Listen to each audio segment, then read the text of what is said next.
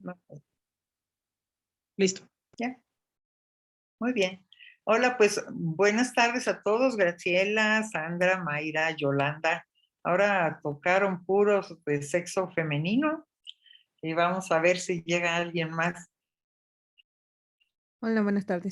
que nos haga el contrapeso.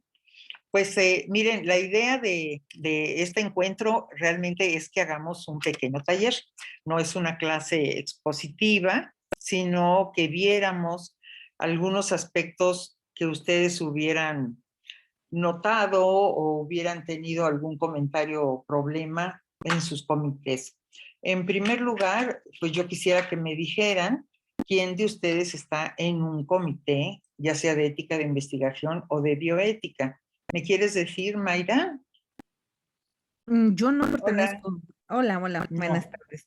No, yo no Hola. pertenezco a ningún comité. De hecho, me llamó la atención esto, porque en algún momento llegué a tomar un curso de bioética recientemente y pues tengo ganas de empezar a inmiscuirme un poco. Estoy como investigador en el INMEGEN.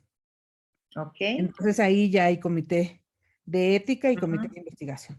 Pero como no sé nada Perfecto. y tengo poquito ahí, entonces me llamó la atención lo del comité de ética. Oye, ¿eres médico? No, soy de formación bióloga experimental, con Oh, maestría y doctorado. Ajá. muy bien. Bióloga y estás en MEGEN, pues un muy En buen INMEGEN. lugar. ¿Conoces a la doctora Zaragotavi? Exacto, a Garbi, exactamente. Ella es la presidenta del comité. Así Ujú. es. Sí, Bueno, pues ahí me la saludes cuando la sí, sí, veas. sí. A ver, ¿por qué? A ver, tengo aquí Sandra Calderón aquí. Y luego tengo a Mayra. ¿Y tú, Mayra, estás en algún comité?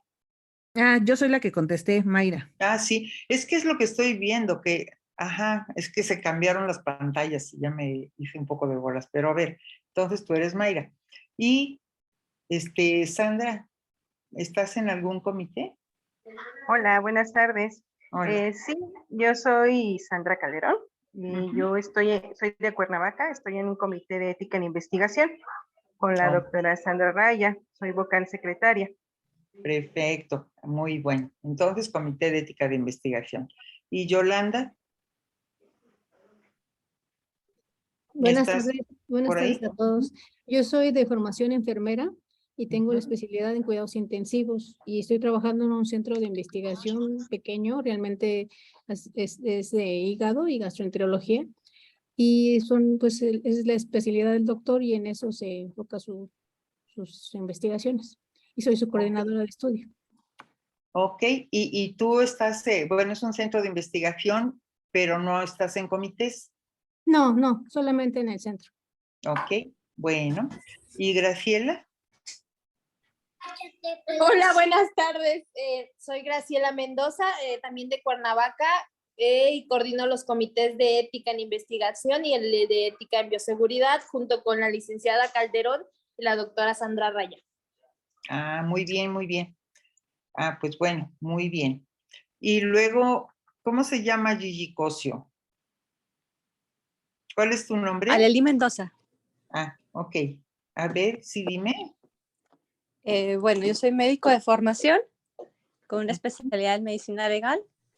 Actualmente soy la directora académica de medicina de VM Campus Zapopan y bueno, estoy por integrarme a lo del comité de ética. Perfecto.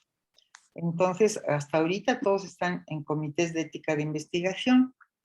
Y aquí ya está nuestro primer representante del sexo masculino, Daniel García. ¿Me quieres decir? Buenas tardes, doctora. Sí, mi nombre es Daniel García Morales. Soy biólogo por parte de la UNAM y ahí trabajo en la Facultad de Estudios Superiores Iztacala. Pues estoy en esto por invitación a un comité precisamente de ética. ¿El comité de ética de investigación? Sí, sí me invitaron a un comité de ética de investigación. Okay. Entonces, pues todo salió por la necesidad de incorporar todos estos aspectos de ética en los planes de estudio y todo esto. Entonces, se me invitó a un comité como tal y asimismo, pues supe de este diplomado Aquí estamos. Muy bien, muy bien. Entonces estás en Comité de Ética de Investigación. Ajá, ¿Y sí, sí. Felipe Arredondo? Hola, yo soy médico general y trabajo en un centro de investigación.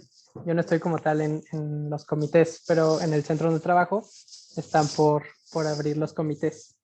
Ujú. Y van a Y- abrir igual de Comité de Ética de Investigación. Sí, y aquí conmigo está también la doctora Ana Guizar, que se va a presentar.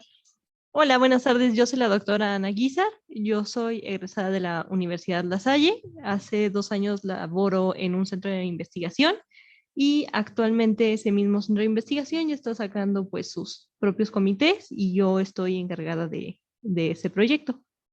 Perfecto. Muy bien. ¿Y Berenice? Sí, Hola, ¿qué tal? Buenas tardes. Soy Berenice López Coutinho, soy psicóloga de formación y soy la directora de la Escuela de Salud. Sí pertenezco a un comité de ética. Por tener carrera de medicina aquí en campus tenemos 2 comités, uno de investigación y uno de ética. Ujú. Y ahí colaboro. Perfecto.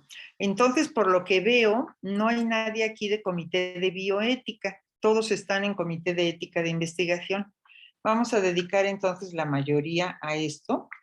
Y aunque sí vamos a tocar el tema del Comité de Bioética, porque es parte de los comités intrahospitalarios de bioética. Bueno, vamos a empezar preguntándoles si ustedes conocen la guía de Conbioética. A ver, me levantan la mano para que no haya problema. Levanten la mano los que ya han leído, no nomás, o sea, porque si digo conocido, nomás a lo mejor es la pasta, ¿verdad? O sea, han leído la guía de Conbioética para los comités de ética de investigación. Me levantan la mano los que la hayan leído.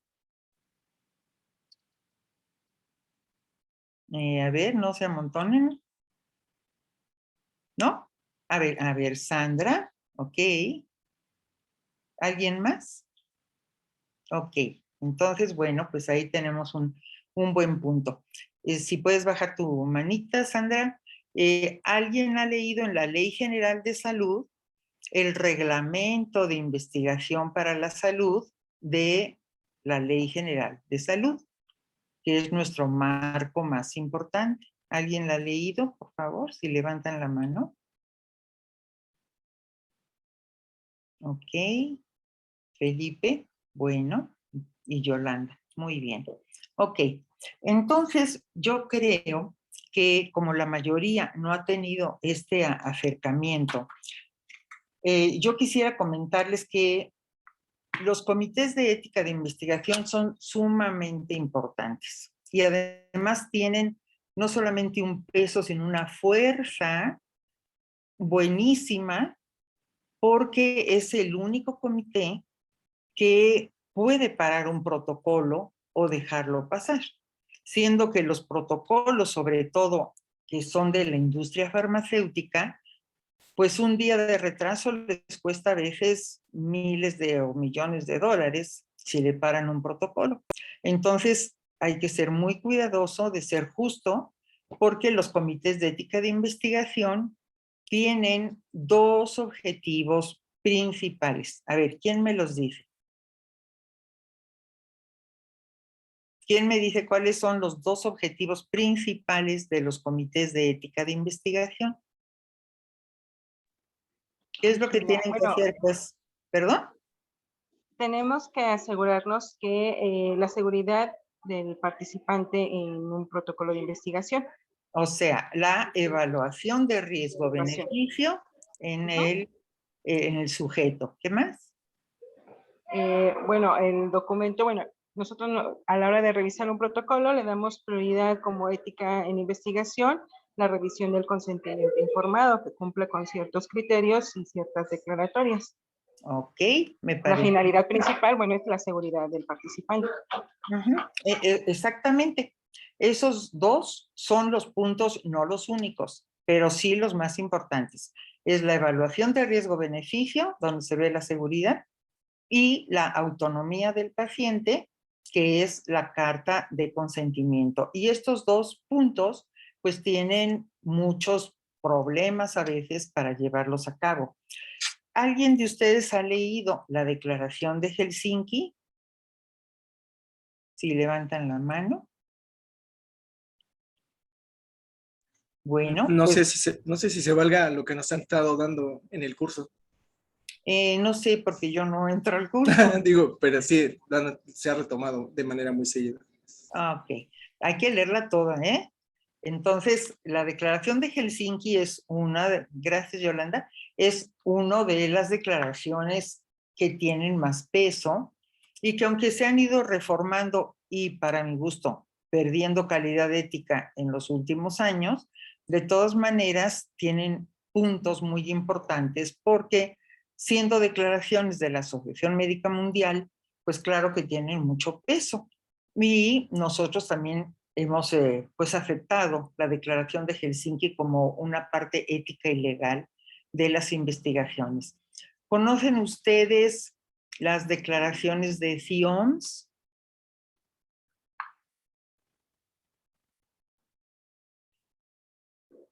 No, ok. Bueno, FIOMS es un tipo de declaración también muy importante. Ahorita yo creo, se los voy a poner en las pantallas, porque es para los países en desarrollo. Aunque a lo mejor no nos gusta admitir que México pues es un país en desarrollo, hay diferentes grados de desarrollo, ¿verdad? Pero la verdad es que no somos un país podríamos decir, equiparable a Estados Unidos o Alemania en este sentido. Entonces, nosotros sí, las declaraciones de FIOMS son muy importantes para nosotros porque esos son para países que tienen, podríamos decir, algunos aspectos a considerar en cuanto a vulnerabilidad en las investigaciones en humanos. Aunque generalmente los comités de ética de investigación se dedican a los humanos únicamente y la Comisión Nacional de Bioética se dedica exclusivamente a los humanos y la investigación en animales pues no la tocan, yo quisiera que ustedes me dijeran qué consideran o por qué es obligatorio hacer experimentación en animales previo al humano, cómo esto se manifiesta en los protocolos y por qué sí se debería revisar en los protocolos los aspectos previos que los mandan en los protocolos de experimentación animal. ¿Quién me quiere comentar algo de esto?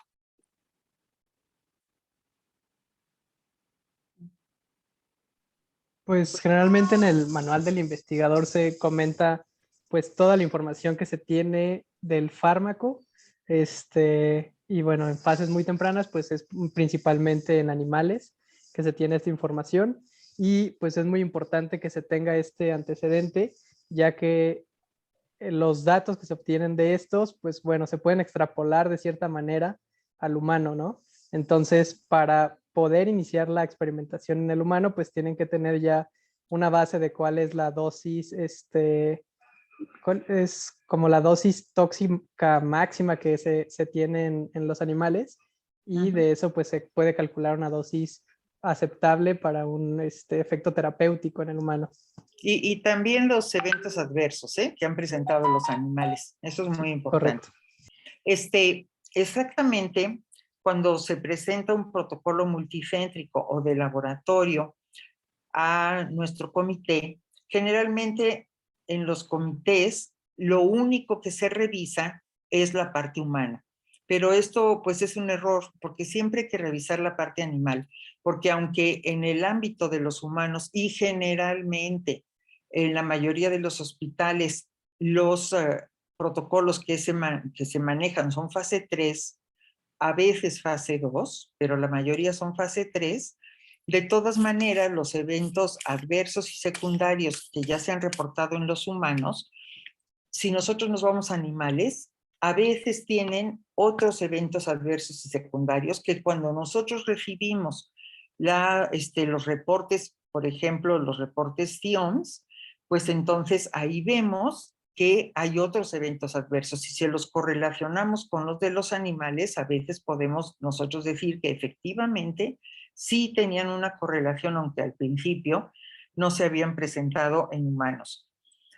¿Alguno de ustedes, ustedes todavía están empezando, ¿verdad? Pero van a recibir estos reportes de eventos adversos y secundarios en donde tienen ustedes que evaluar a través de esos reportes si hay algún evento que necesite aclaración o definitivamente pues algo que a ustedes les preocupe demasiado, ¿verdad? Y que tengan que poner ahora sí que el dedo sobre el renglón. Aunque muchas veces solamente, a ver, una de las cosas importantes es, en México están separados el Comité de Ética de Investigación y el Comité de Investigación. No sé si así lo tienen en sus instituciones, pero en México ha sido así y pronto eso va a terminar, afortunadamente, porque es de los pocos países del mundo que hacen eso, lo cual no solamente es extraño para otras personas, sino que quita mucho tiempo a los investigadores y además hacen como una separación entre la ética y la investigación, lo cual no debe de ser, porque en otros países a los investigadores... Me parece excelente, excelente lo que me has platicado el día de hoy. Y así, Por favor, si pueden apagar su micrófono. Es que todavía no acabo, ya me están felicitando, ¿no? Qué bien. Bueno. ¿cómo puedo decir? Sí, hay que apagarle, por favor. Les estaba diciendo que, a ver, ya se me fue la idea, pero les estaba diciendo que aquí en México están separados los comités de ética de investigación y el comité de investigación. Y en otros países, en la mayoría de los países desarrollados, siempre están haciendo juntos, no solamente juntos, sino es el mismo comité, pues las personas son de los dos comités. Y eso es porque se le pide a los investigadores que antes de que metan un protocolo y para estar en un comité de investigación y de ética de investigación, tienen que saber ética. Entonces, se les pide a los investigadores que tomen cursos de ética.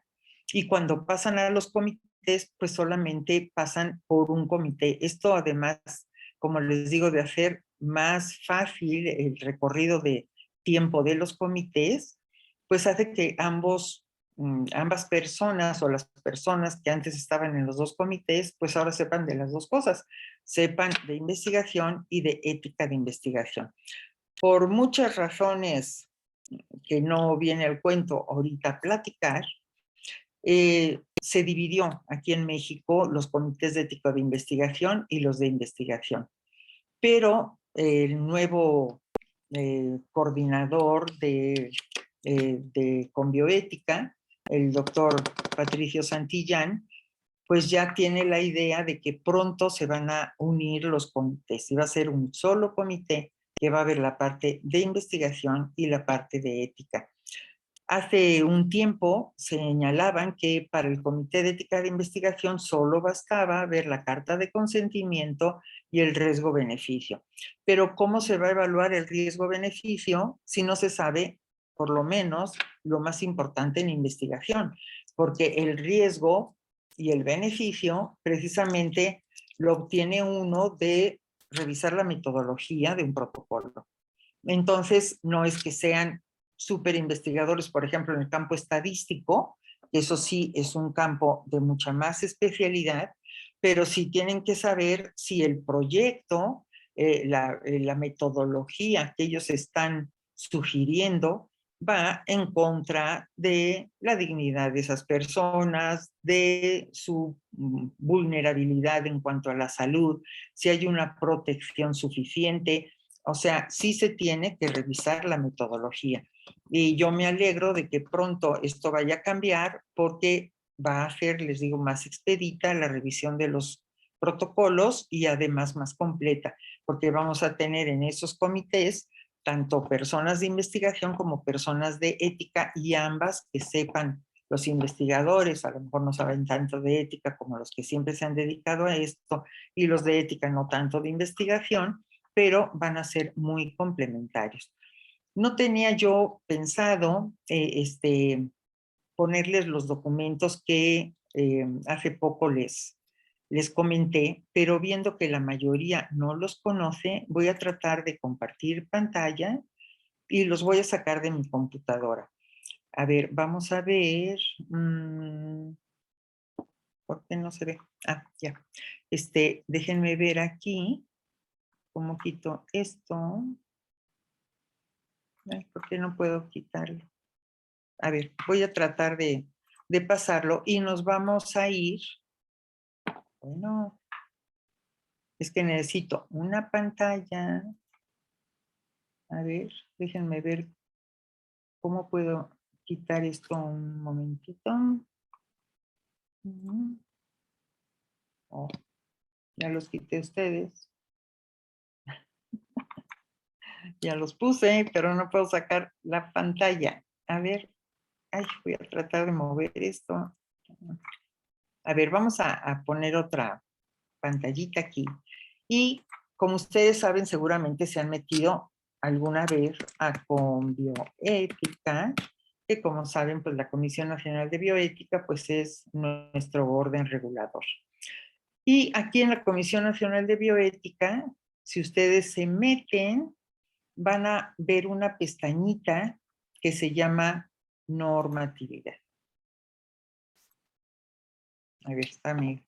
Sí me están escuchando, ¿verdad? Porque como Sí. que está un poco Sí, lenta, doctora. está un poco lenta la computadora. Ay, no más falta que no pueda porque está muy lenta. Aquí en normatividad, ustedes van a ver los documentos que deben del... A ver, no quiere decir que de memoria, pero sí que los hayan leído para que en el momento que ustedes los necesiten, sepan dónde los pueden buscar y dónde están. A ver, pues no quiere, como que no quiere. A ver, déjenme, voy a apagar esto, voy a apagar a ver si... Está un poco lenta. Sí, hace unos 20 días cargaron nuevamente los listados de, ¿cómo se llama? De comités a nivel nacional. Ujú. Tal vez, digo, no sé si sean los archivos que están muy pesados. Ay, pues espero que no. A ver, vamos a ver. Ay, no. A ver, ya lo puse abajo. Pero mira, nada más da vueltas y nada. ¿Qué haremos? A ver, ¿ponemos documentos? Pues yo creo que va a estar peor, ¿verdad? Ay, qué mal que no se pueda abrir, porque estaría muy bien que lo pudieran ver. A ver, lo voy a quitar y lo voy a volver a poner. A ver si agarra.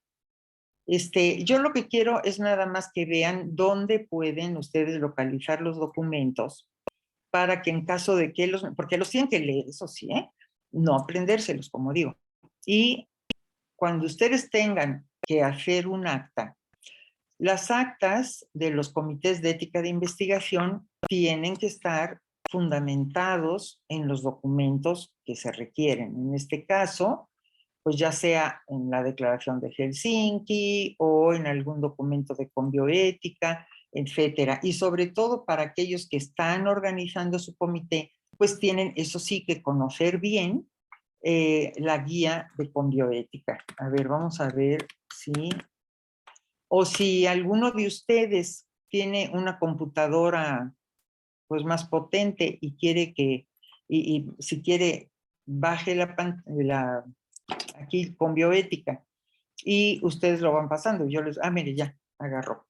A ver, entonces si ponen normatividad, aquí está la normatividad mínima, no es la única, mínima, nacional y la internacional.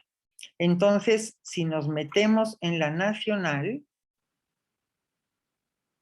aquí dice los documentos que deberían de leer como mínimos. Y esos son, por ejemplo, bueno, estos de los manuales de organización y todo eso, no, porque es como se constituyó con bioética. Pero aquí donde dice acuerdo, código es el código de conducta de la Secretaría de Salud, y aquí no lo han puesto, pero existe la guía bioética para el personal de salud. ¿Por qué son importantes estos dos documentos? Porque son válidos a nivel federal, porque están hechos por la Secretaría de Salud. Y como ustedes saben, la Secretaría de Salud rige para el ámbito público y privado en toda la República. Así que conocer este código de conducta y la guía bioética que la sacan de internet, nada más pongan guía bioética para el personal de salud, Secretaría de Salud y sale, porque ya se los he dicho muchas veces que aquí les ha faltado esa guía. Eso es una de las cosas principales que deben de leer, son muy chiquitas, son muy chiquitas.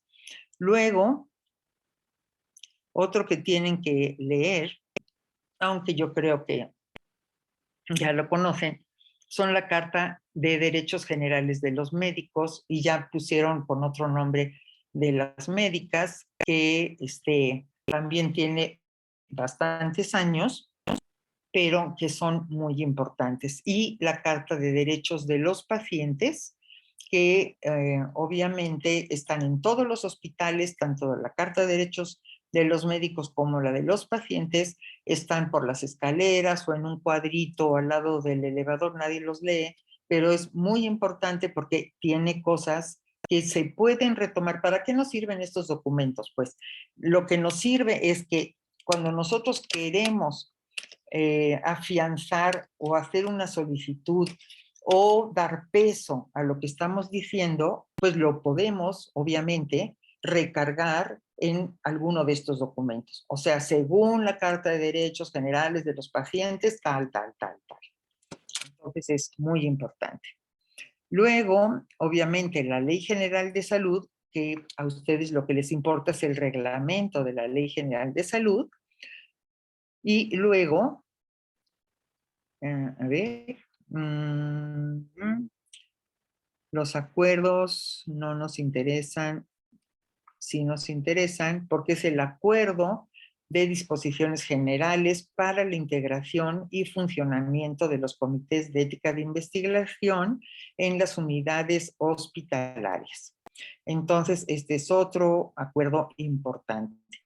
Y luego tenemos la Guía Nacional para el Funcionamiento de Comités de Ética de Investigación y la Guía Nacional para el Funcionamiento de Comités Hospitalarios de Bioética. Si nosotros nos metemos a la Guía Nacional para Comités de Ética de Investigación, esta es la última, y nada más vamos a verla en general, porque obviamente, como les decía, no era una clase, sino ver los problemas prácticos o las bondades prácticas que podemos tener en los comités.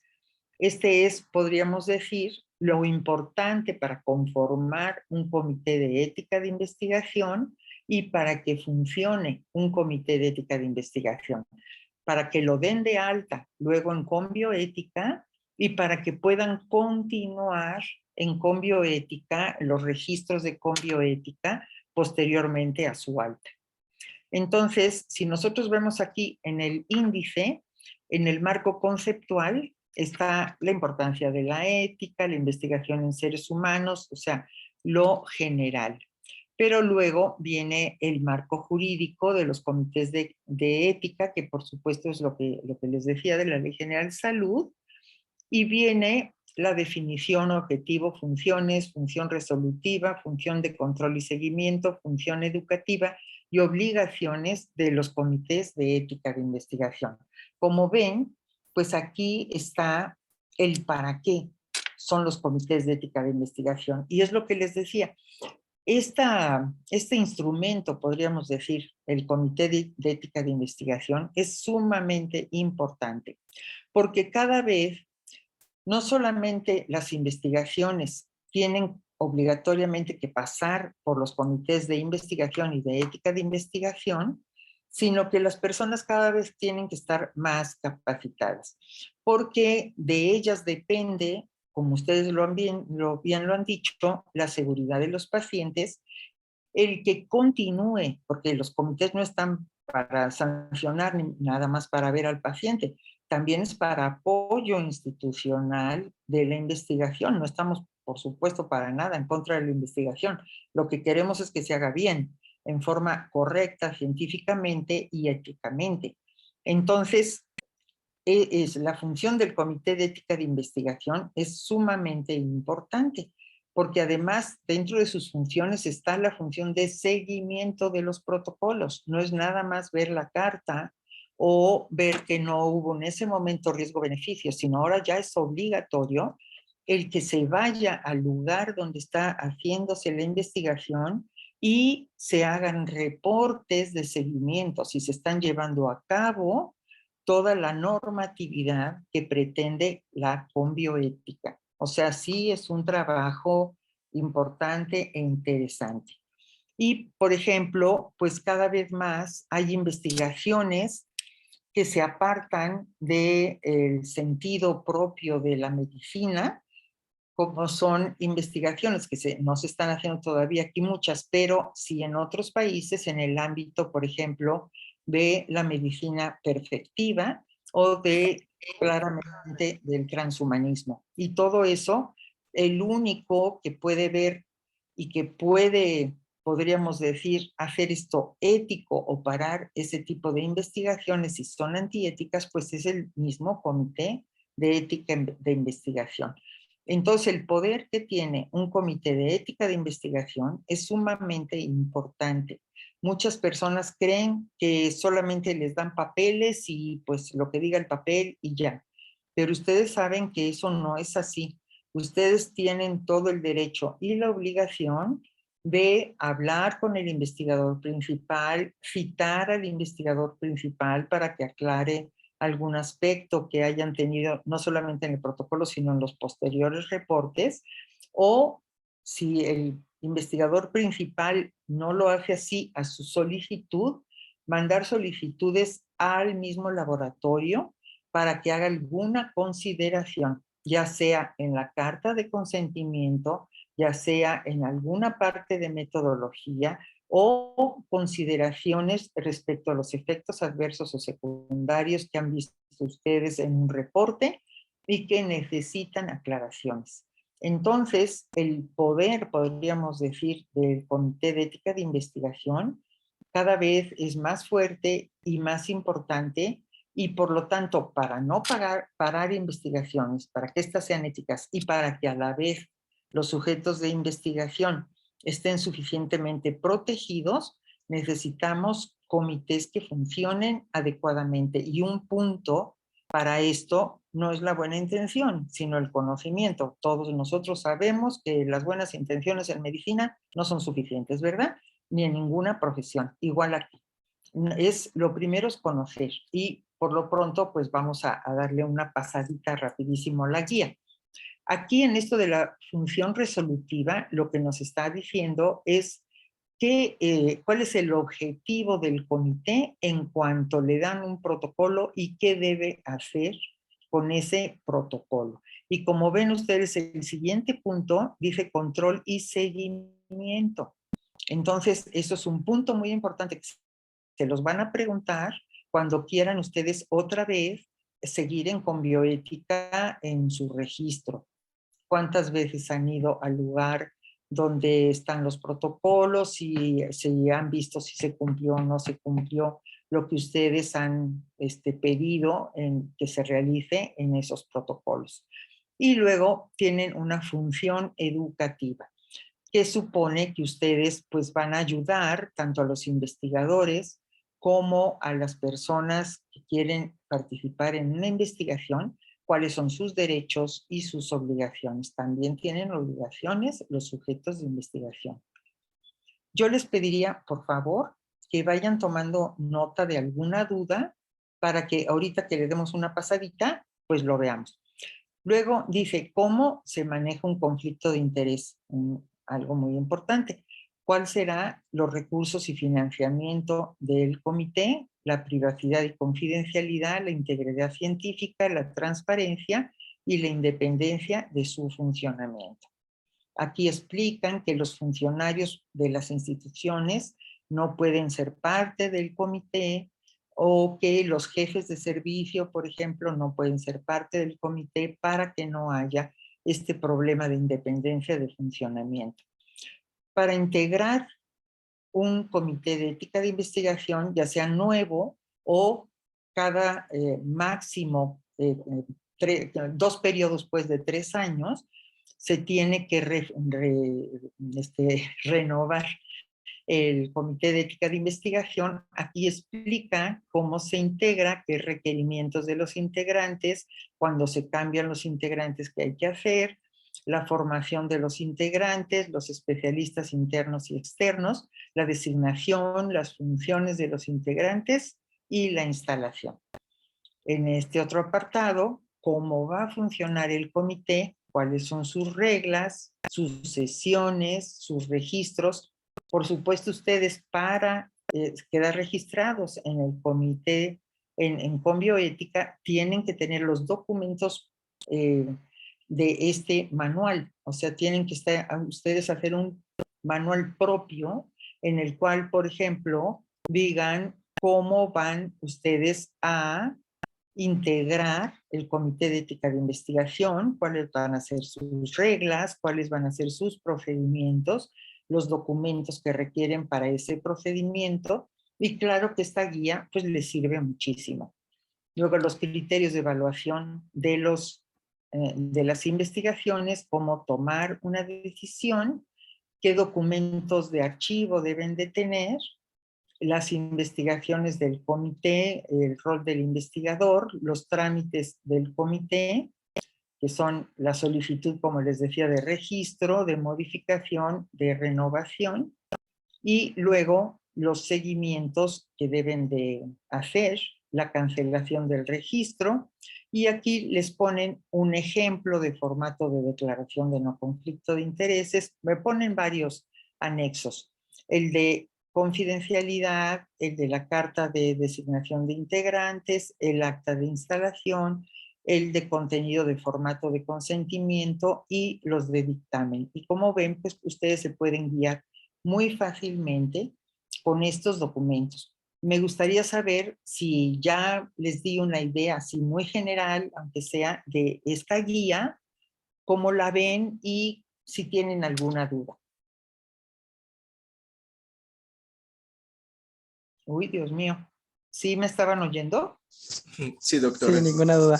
Sí, gracias. Pues sí nos da una idea muy general. Sí, claro, no podemos dedicarnos a ver la guía. ¿Ya esto lo habían visto en sus cursos? Ya lo habíamos visto, doctora. Ay, pues entonces díganme, porque les digo, ¿han leído la guía? Y me dicen que no. Pero es que no así, de menos de mi parte, no enfocado plenamente, ¿no? Como le había comentado lo de Helsinki, ¿no? O sea, han tomado espacios, puntos importantes, pero se siente mucho compromiso si dice, ¿ya la leyó bien? Caray, me pregunta ahorita y... Bueno, pues a ver, entonces... Y también yo me sentí así como que dije completa, no, por eso no contesté. Bueno, sí hay que leerla, ¿eh? Obviamente, sí. Miren, de las internacionales, aquí dice... Compilación Internacional de Normas de Investigación en Seres Humanos, el International Compilation of Human Research Standards, que pues es lo mismo, nada más que en inglés, las buenas prácticas clínicas, el Código de Nuremberg, la Declaración de Derechos Humanos, de Derechos Genéticos, y yo lo que les recomiendo que lean primero, pues es la Declaración de Helsinki,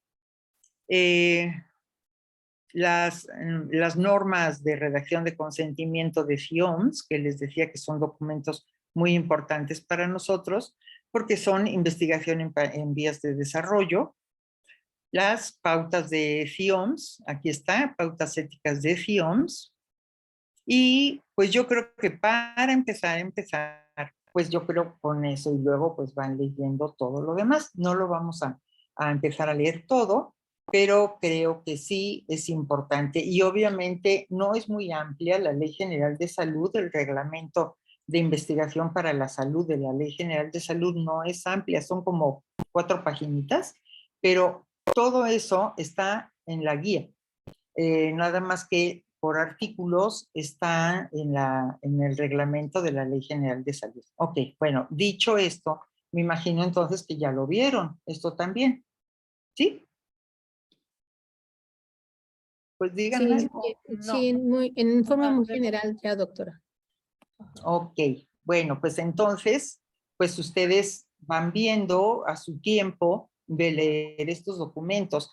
Y les digo, a mí lo que creo que es más práctico no es que se lo sepan, ¿verdad? Sino decir, ah, mira, nos tocó un protocolo de genómica. ¿Dónde veo yo eso? Pues se meten a Conbioética, a internacionales, y ahí viene lo de genoma, por ejemplo. Otro lugar que les recomiendo mucho, sobre todo para los comités de bioética, pero también pueden ser interesantes para los de ética de investigación, es la Asociación Médica Mundial, que son las declaraciones de esta asociación. ¿Ya las vieron? No. Miren, estas declaraciones son muy importantes porque la Asociación Médica Mundial tiene peso mundial.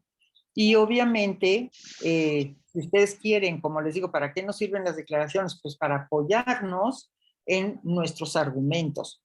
Y entonces, si nosotros vemos, a ver, son tantas que las tienen por orden alfabético, pero a ver, ¿cómo le hago para quitar esto? Entonces, ay, ¿cómo lo quito? Entonces, si ustedes, por ejemplo, yo no sé si aquí te ponen más, ay, ¿cómo se pone ahorita? A ver, yo creo que es en policy. Si ustedes se meten a policy, ponen todos o ponen alguna declaración, ahí va a salir las declaraciones de la Asociación Médica Mundial que tienen un aval ético muy importante. Y los pueden buscar por temas.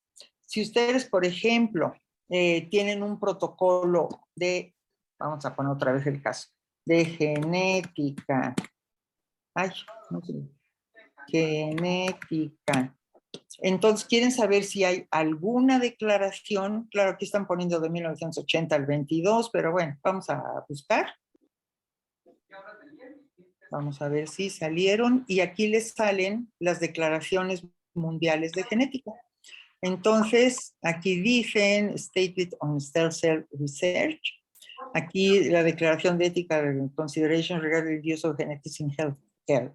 Y entonces ustedes, pues, abren la declaración. Lo pueden buscar en español, ¿eh? No sé por qué salió en inglés, pero está en español también. Y entonces les ponen el preámbulo de por qué se hizo este tipo de declaración y los principios éticos que deben de tener en esa investigación y las pautas del aconsejamiento genético, de la confidencialidad, de los informes para terceros, etcétera. Y ustedes pueden ver aquí si su protocolo está de acuerdo con la ética.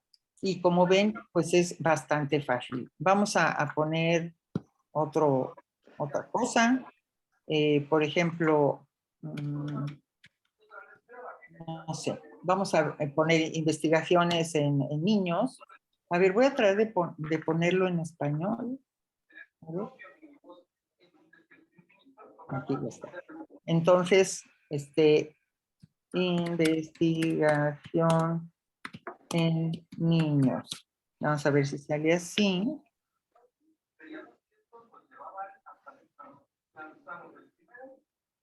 Y aquí están. Y hay bastantes.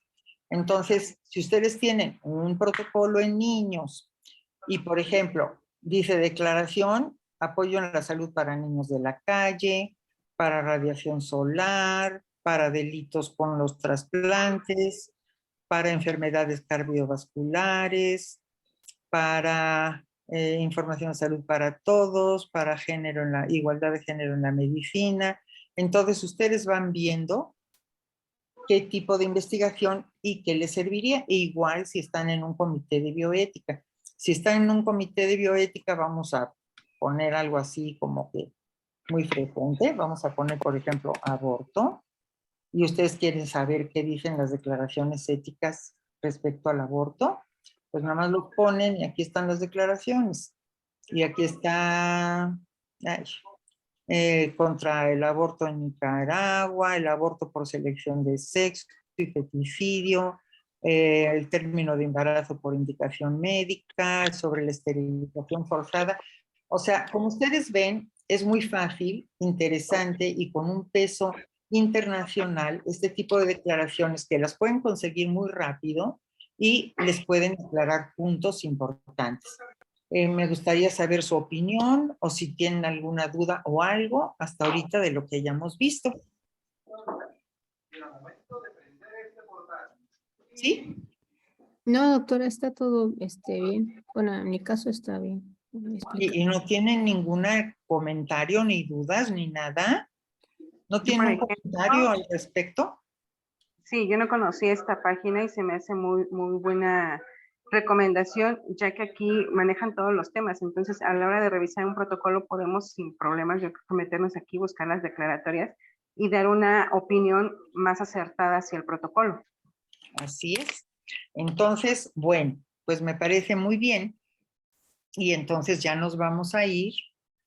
Vamos a dejar esto y ya no vamos a estar viendo los aspectos de la Ley General de Salud, etcétera, porque eso ustedes los pueden sacar y a lo mejor ya los vieron también del reglamento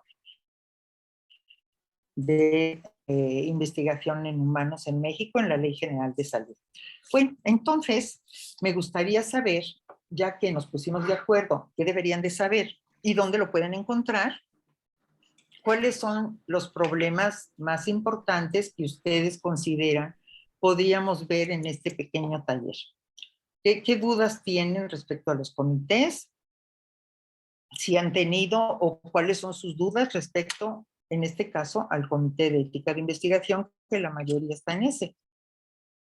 A ver, vamos a ponerlos y vamos a tratar de hacer un pequeño taller. A ver, díganme. Bueno, no sé si pueda empezar.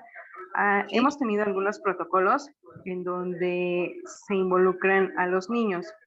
Ya ve que se hace un formato de consentimiento general y uno para los niños. Sabemos que un protocolo para niños es muy delicado, al igual que para la mujer embarazada. Entonces, algo que usted nos pueda recomendar para que nosotros nos fijemos bien en cuanto a los niños, la seguridad en los niños y la seguridad en la mujer embarazada o como participante o en su pareja en caso de que esté participando él en un protocolo. Claro que sí, con mucho gusto. Casi todos los, voy a empezar por lo segundo. Casi todos los protocolos internacionales tienen obligatoriamente una sección de solicitud de anticoncepción para la persona que está en el protocolo y muchas veces para su pareja, sobre todo en medicamentos que tienen algún tipo de riesgo teratogénico.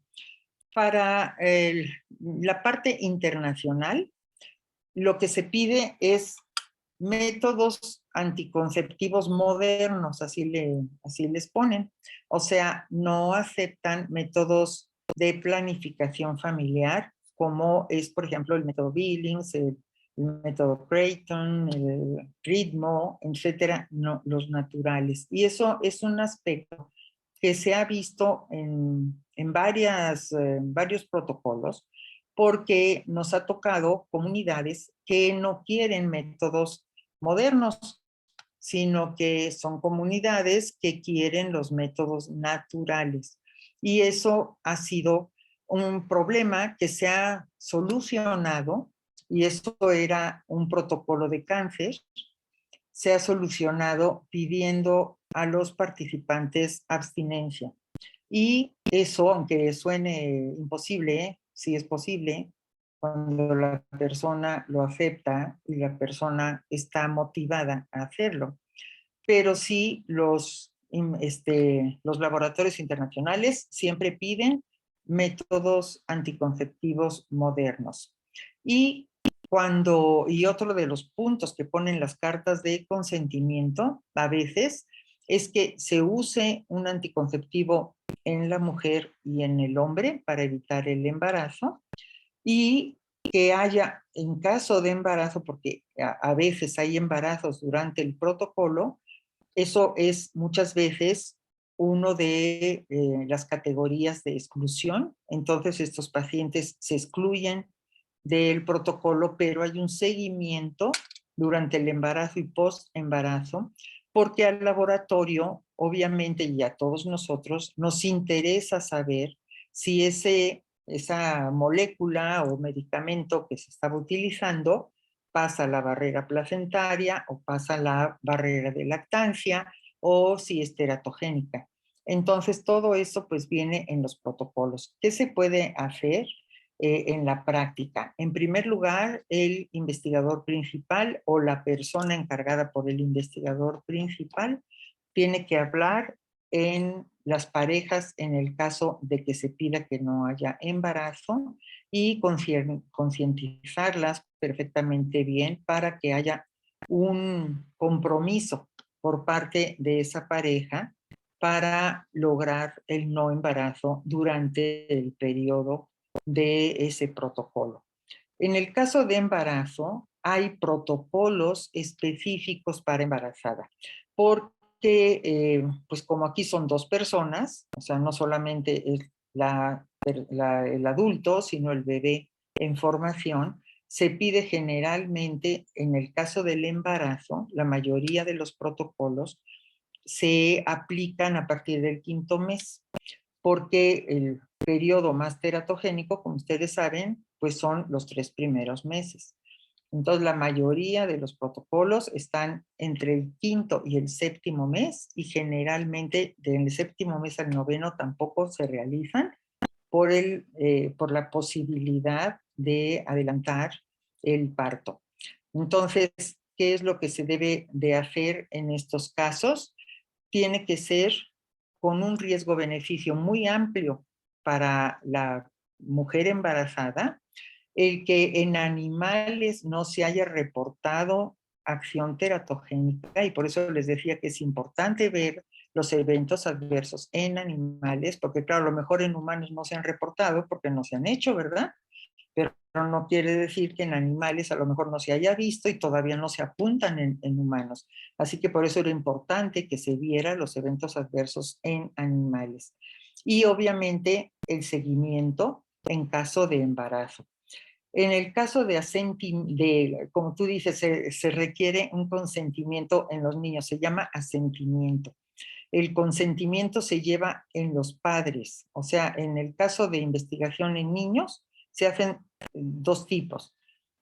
Uno es el consentimiento de los padres y otro es el asentimiento del niño.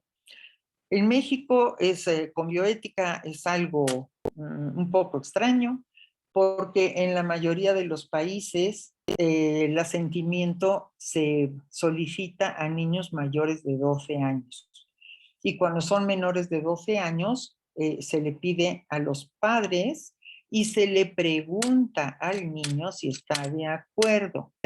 No es un asentimiento firmado, sino es podríamos decir, un consentimiento verbal, porque al niño hay que explicarle también que está en un protocolo, etcétera, etcétera. Pero aquí en México, con bioética, a menos que lo haya cambiado en el último año, permitía el asentimiento en niños de 7 años. Entonces, son muy pequeños, pero pues así está aquí en México, y se están haciendo pues muchos esfuerzos para que sea válido el asentimiento en menores.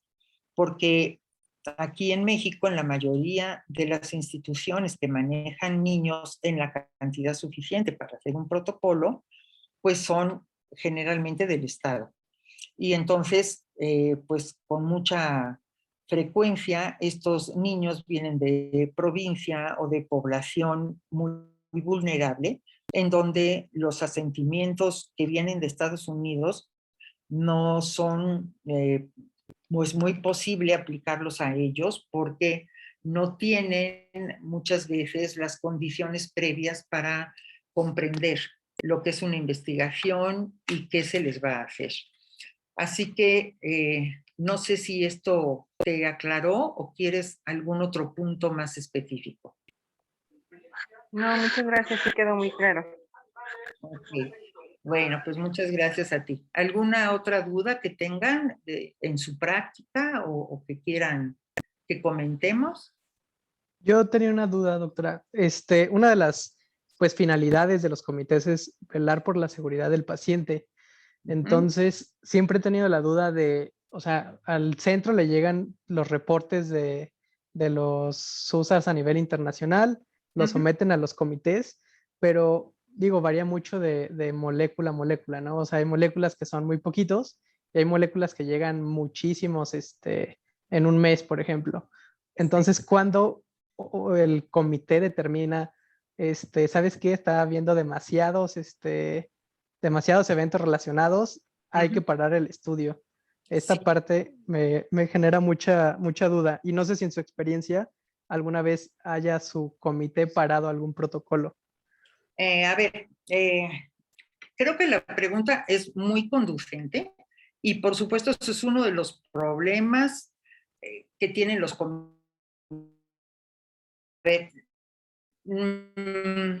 En mi experiencia, ya ves que los users te los mandan en unas hojitas donde está la clave del paciente, una evaluación que a veces no tiene ni pies ni cabeza, ¿verdad? Y luego te dice si es relacionado o no relacionado. Y luego, cuando tú revisas toda la lista, estás viendo en otras partes del listado que a veces ese paciente se repite. Vamos a suponer que tiene 50, ¿no? Reportes. Y muchas veces realmente son, por decirte una cosa, 35 pacientes. Y los otros son seguimiento de ese paciente. Entonces, en primer lugar hay que ver eso, cuáles son de seguimiento y cuáles son de nuevos pacientes. Como tú sabes, como evento adverso relacionado, no muchas veces son relacionados, porque los eventos adversos son cualquier evento que suceda durante la investigación. Y siempre se le pone relacionado si hay alguna carga de padecimiento que pueda relacionarse con la molécula. Generalmente, cuando te mandan un SUSAR de un protocolo, pues nada más es de ese protocolo, ¿verdad? Y al principio nosotros teníamos mucho problema, como tú lo tienes, de saber cuál es la incidencia real de ese evento adverso. No es igual que, por ejemplo, en ese protocolo, vamos a suponer que es un protocolo internacional, en donde están 5 países. Y están, por decirte una cosa, de esos 5 países hay 30 instituciones médicas que lo están haciendo, 30 hospitales. Y en cada hospital de estos tienen, por decirte una cosa, 5 pacientes.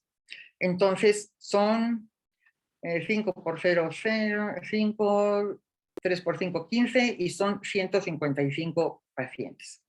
Y de esos 155 pacientes te mandan, por decir una cosa, 40 SUSARs y tienes que ver las fechas, ¿verdad? Porque muchas veces te las mandan, te los juntan de 3, 4 meses.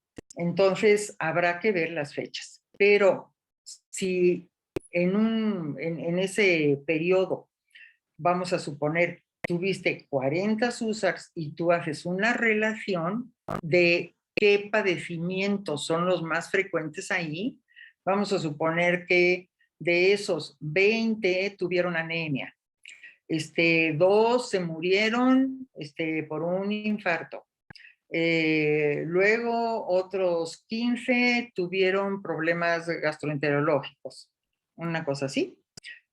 Tienes que ver de qué se trata ese protocolo, ¿no? Por ejemplo, si tú esa molécula como evento adverso secundario ya se sabía que daba eventos gastroenterológicos y de un tipo no mortal, ¿verdad? Por supuesto. Bueno, pues era esperado, ¿no?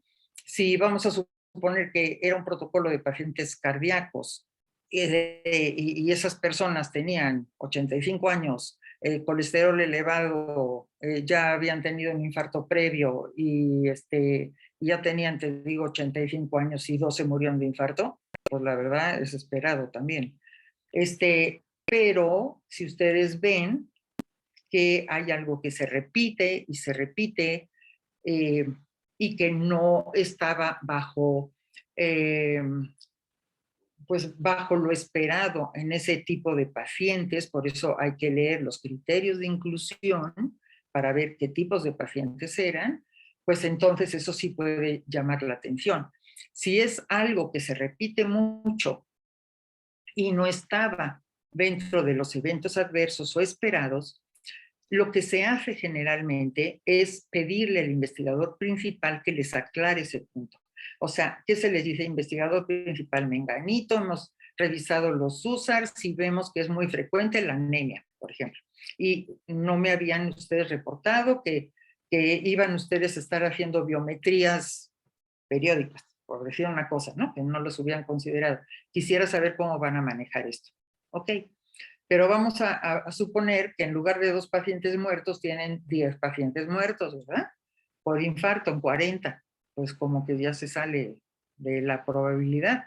Igual, se le pregunta al investigador principal, hemos detectado que en nuevos pacientes esta patología es muy frecuente y grave o mortal o lo que sea, y quisiéramos nosotros que nos explicara cómo se está manejando o qué criterios tienen para prevenir este tipo de cosas. Por ejemplo, si hay algún aumento de enzimas, si no se ha hecho dentro de las pruebas de rutina ese tipo de laboratorio. O sea, ustedes pueden pedir al investigador principal que les aclare qué se está haciendo, qué dice el laboratorio respecto a eso, y ustedes estar tranquilos si va bien o mal. Obviamente, si es una cantidad exorbitante de muertes, tienen que dar una aclaración bastante buena, ¿no? Si obviamente eso se está presentando en su centro, pues con más razón se le puede pedir al investigador principal que les dé una razón de por qué está pasando eso en su centro. Una de las cosas principales es que a veces no viene el número total de pacientes que están inscritos en ese protocolo, o sea, de sujetos de investigación. Porque como les digo, no es igual que tengan ustedes 155 sujetos de investigación a que tengan, por ejemplo, 4,000 sujetos de investigación en donde se están presentando 40 eventos adversos. Es muy diferente la proporción. Entonces, hay que pedirle, si no viene en el protocolo, cuántos sujetos de investigación tiene esa investigación en todos los centros, para que ustedes puedan saber si la proporción de eventos adversos es muy alta o no.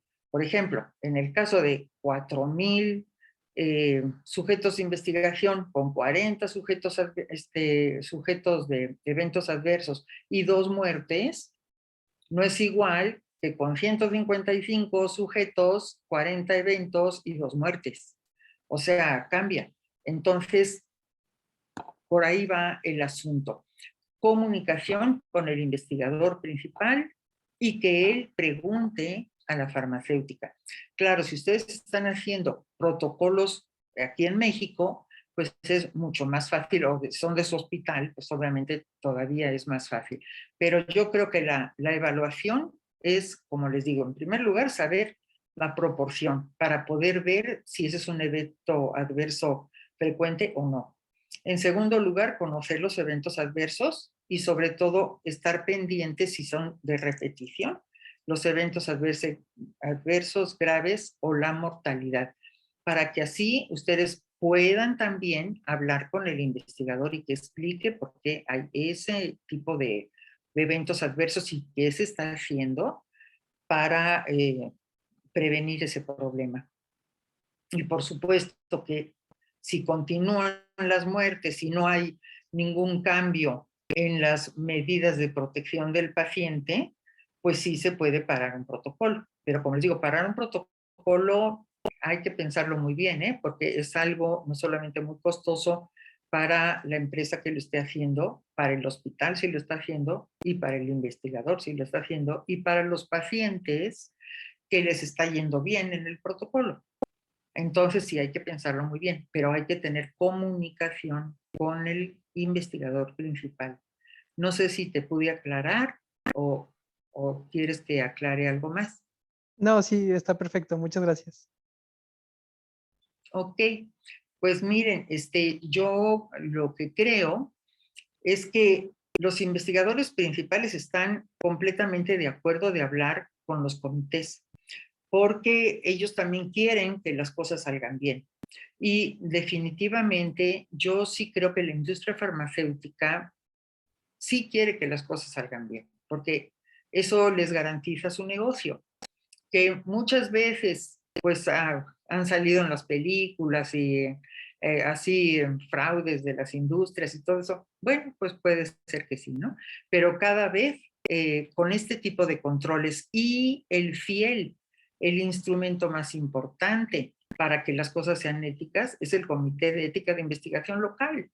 Miren, hace unos años en la Unión Europea estuvieron solicitando que se hiciera un comité regional, comité de ética de investigación regional, o sea, que España tuviera un solo comité, Francia un solo comité, Alemania un solo comité, todo fuera ahí y en los hospitales, ya nada más se pasara a los hospitales diciendo que estaba bien y lo tenían que hacer y punto.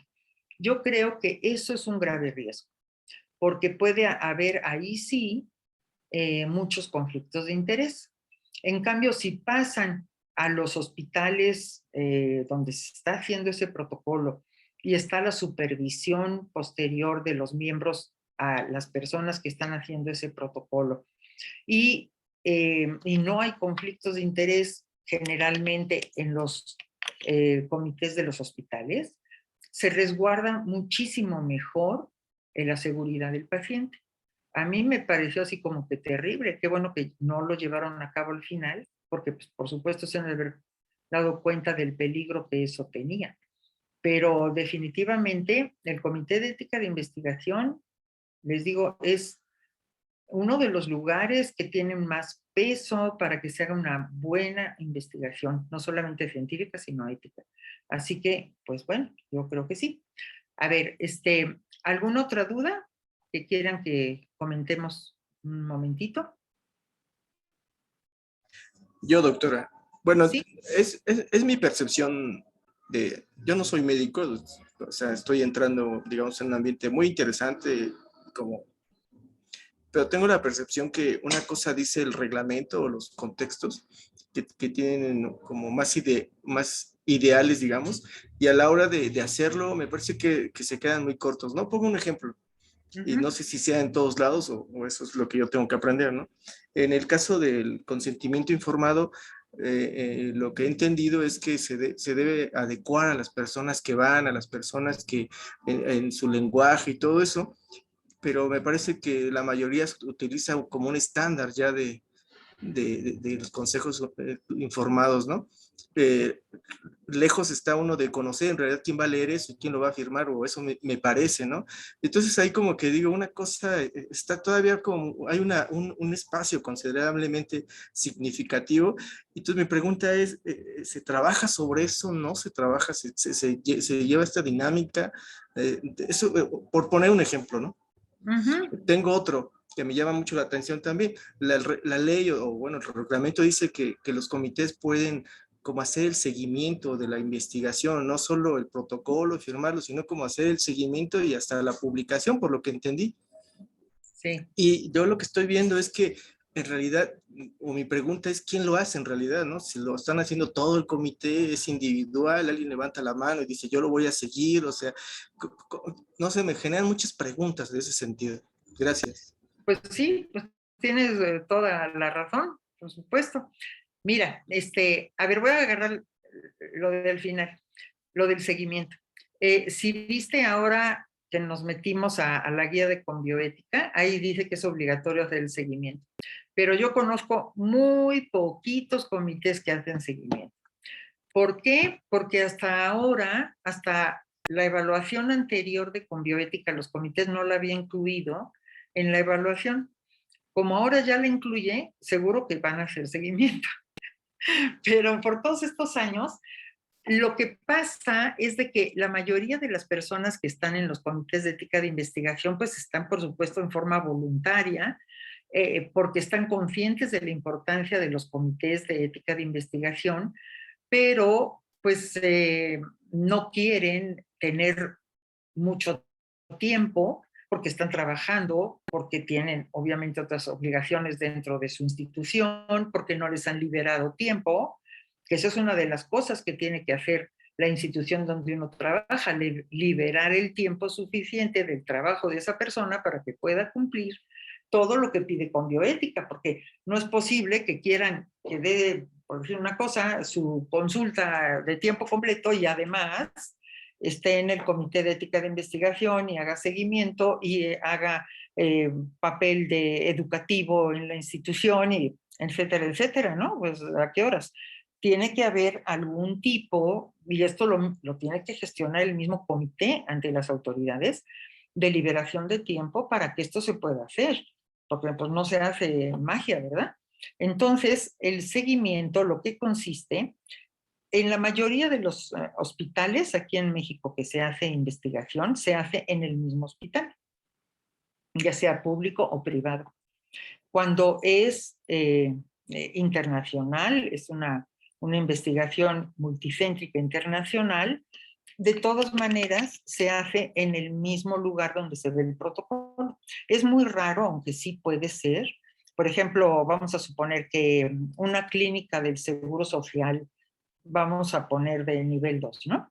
Esté haciendo un protocolo de investigación y no haya ahí comité de ética de investigación, él puede mandar ese protocolo a una clínica de nivel mayor, vamos a suponer una clínica nivel 3, y entonces ahí sí está más complicado hacer el seguimiento, pero en la 90% de los protocolos se hace en la misma institución donde está el comité. Entonces, lo que se tiene que hacer es que ponerse de acuerdo, generalmente son entre 6 y 12 personas las que constituyen el comité, y pues no sé cuántos protocolos tengan, ¿verdad? Pero ponerse de acuerdo, tal mes le toca a Menganito hacer una visita a donde se esté haciendo tal protocolo. Vamos a suponer es en hematología y el investigador principal es el doctor Sánchez. Entonces se le avisa al doctor Sánchez que el día Menganito va a ir una persona del comité a platicar con él y bla, y entonces ese día va esa persona del comité y pues le pregunta, ¿verdad?, si puede hablar con alguno de los sujetos de investigación, si puede hablar con alguna de las personas encargadas de solicitar el consentimiento, si les pueden enseñar las hojas de consentimiento, pues lo que se pide. Y obviamente lo que nos ha tocado es que la mayoría de los pacientes que están en un protocolo de investigación sí se acuerdan que firmaron un papel, pero se le da una copia al sujeto de investigación, pero no se acuerdan ni dónde lo tienen, se acuerdan que les dieron un papel y realmente no se acuerdan bien. Muchas veces sí saben de qué se trata el protocolo en general, que les van a dar tratamiento para úlceras, por ejemplo, que les van a dar unas pastillas, que están viendo si sirven y si no sirven las pastillas. O sea, tienen una idea más o menos general. Y eso, precisamente en los seguimientos, es lo que hay que ver, si hay fallas en el consentimiento. Y qué es lo que pasa en la realidad en los consentimientos. En muchos lados creen que aceptar un consentimiento es ver que tenga las firmas y muchas gracias. Pero pues no es así, porque las cartas de consentimiento tienen que cumplir con los lineamientos, que son 7, de la Ley General de Salud. Entonces ustedes se meten al reglamento de la Ley General de Salud y ahí dice qué es lo que tiene que tener una carta de consentimiento. Y tienen que ver que esas cartas lo tengan. Ahora, en cuanto a la comprensión de las cartas de consentimiento, ese es otro boleto que creo que también se necesita que haya una voluntad suficiente para hacerlo. Hay un equipo de investigación interesante en el Instituto Nacional de Nutrición de México, en el área de reumatología, en donde se han dedicado varios años en ver la autonomía y el consentimiento de los pacientes que tienen ellos ahí. Y han concluido cosas pues muy interesantes. Entre ellas está el hecho de que hay que hacer después de un tiempo, o sea que la mayoría de los pacientes, o sea, lo primero que ellos encontraron es, conforme llega sintiéndose peor un paciente al lugar donde se va a hacer la investigación, vamos a suponer en este caso en reumatología, si van a solicitarle al paciente si quiere entrar en un protocolo de investigación y el paciente se siente muy mal, generalmente dice que sí, acepta todas las cláusulas del consentimiento y acepta todo, 100%. Y luego les volvieron a hacer lo que se llama reconsentimiento, después de que ya se sentían bien, ya con el tratamiento, con sus medicamentos, que ya no les dolía casi nada, etcétera. Y la mayoría de los pacientes pusieron condiciones al consentimiento y no aceptaron todas las cláusulas del consentimiento. ¿Qué quiere decir? Que depende muchas veces de cómo se sienta el paciente y cómo llegue y cómo está de desesperado el pobre, ¿verdad? Para que acepte todas las condiciones de un consentimiento, ni siquiera verlas. Ahora, ¿qué es lo que pasa con los consentimientos? Que no se explican suficientemente bien a los pacientes, que se les dan nada más las hojas y aunque se pide que los consentimientos no tengan términos médicos, muchos de ellos sí tienen términos médicos. Y aunque dice el consentimiento que puede recurrir a la persona que la está encuestando, ¿verdad? En dudas y todo eso, las personas, la mayoría de las personas son muy pasivas y consideran que no quieren tener problemas con su médico tratante, que generalmente es el médico de la investigación. Entonces, a todos dicen que sí, que está muy bien. Y les digo, luego cuando ya estén bien, los reconsienten, pues luego ya sí ponen peros. Pero eso es una cosa muy importante que se les dice a los pacientes, ¿comprendieron todo? Sí. ¿Qué se puede hacer al respecto? Hacer un interrogatorio verbal, sencillito. O sea, dígame qué es lo que se le va a hacer. Y si dicen, no, pues me van a dar unas pastillas y las pastillas a veces pues dan gastritis o me duele el estómago con las pastillas y es para el tratamiento que tengo de colitis, por decir una cosa. Bueno, pues sí, más o menos le entendieron, ¿verdad? Y bueno, ¿qué va a pasar si usted ya no quiere seguir en este estudio? Y si dicen, bueno, pues no pasa nada y me van a seguir atendiendo como antes y no pasa nada, pues sí, entendieron, ¿verdad? Y oiga, y si le pasa algo porque las pastillas le cayeron demasiado mal y tiene usted que estar hospitalizado por el tratamiento que le estamos dando, ¿qué va a pasar? No, pues ustedes van a pagar el tratamiento y voy a estar bien, pues sí, entendió. Entonces, no lleva más de 5 minutos darse cuenta si sí o si no entienden. Pero si nada más le dan las 2 hojitas o 3 hojitas o 43 hojitas que vienen en algunos protocolos internacionales, sobre todo de cáncer, sobre todo de genética, sobre todo de reproducción asistida, que son 30 y tantas, 40 y tantas páginas, yo les apuesto que no las leen. Yo les apuesto que les dicen al doctor, ¿usted está de acuerdo con esto, doctor? ¿Sí lo firmo o no? Y no lo leen.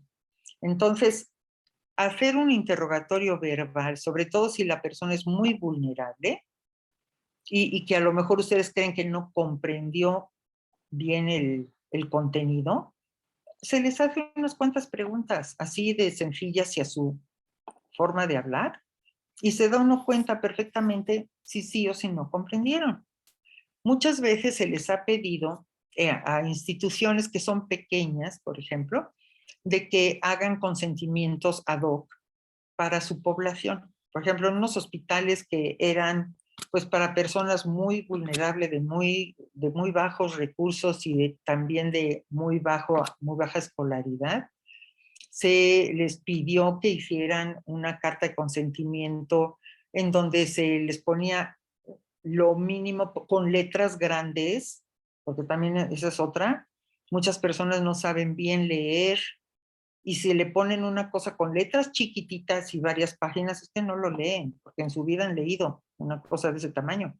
Entonces, con letras grandes, con frases concretas, con dibujitos, se les ponga y que se les haga un cuestionario verbal. Entonces, los cuestionarios verbales creo que son muy útiles, porque les digo, con 3 o 4 preguntas ustedes se pueden dar cuenta si la persona entendió. Eso es lo que es válido. En las poblaciones indígenas, pues es por obligación legal que se pase al dialecto indígena. Muchas veces protocolos de Estados Unidos pues vienen con el interrogatorio o con la aplicación, por ejemplo, de la entrevista o de la encuesta en inglés, ¿verdad? Pues obviamente tienen ellos que hacer la traducción. O sea, quien hace el protocolo es el que está obligado a ponerlo en el idioma del país o en el dialecto en el que se va a aplicar. No sé si te aclaré o si quieres que te aclare algo más. No, no, muy bien, sí, me queda claro, doctora. Está muy interesante, de hecho, el tema, ¿no? De hecho, ahorita que dice usted eso del... Yo nunca he conocido a una persona de dialecto, como dice, que lea ese dialecto. En realidad es como realmente una cosa muy, muy curiosa, ¿no? O sea, la mayoría de la gente apenas si sabe leer español y no conoce en ese sentido, pero es curioso las cosas que luego hacemos aquí en México. Pues sí, más bien es que uno sepa lo que debe de hacer y tener toda la intención de hacerlo bien. Yo creo que ahí se basa todo. Si nada más estamos, pues ahora sí, de matasellos, ¿verdad? Pues no hay ningún problema, pero qué aburrido y qué frustrante estar en un lugar donde nada más se nos pide que está firmado, ok, siguiente. O sea, tenemos el conocimiento de lo que se debe hacer en el caso del consentimiento, que la persona comprenda a dónde se está metiendo y qué es lo que se le ofrece y cuáles son sus riesgos.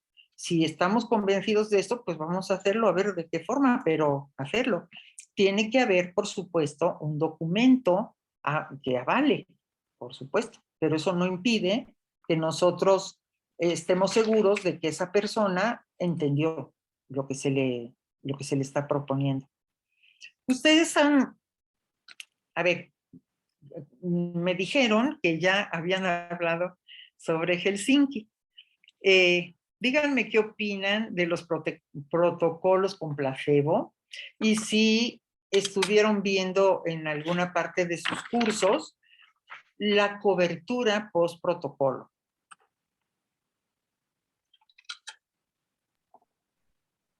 Bueno, a mí me quedó claro que solo se puede utilizar placebo si no hay como tal un medicamento que ayude, ¿no? Que sea como testigo, digamos. O sea, que no se puede usar no se puede agarrar un placebo por cualquier cosa, ¿no? Si existe si existe ese medicamento con una competencia, por tratar de explicarlo mejor, se tiene que utilizar ese medicamento y no el placebo. Y a mí me pareció pues realmente muy, muy acertado eso, ¿no? Ok, bueno, es más o menos.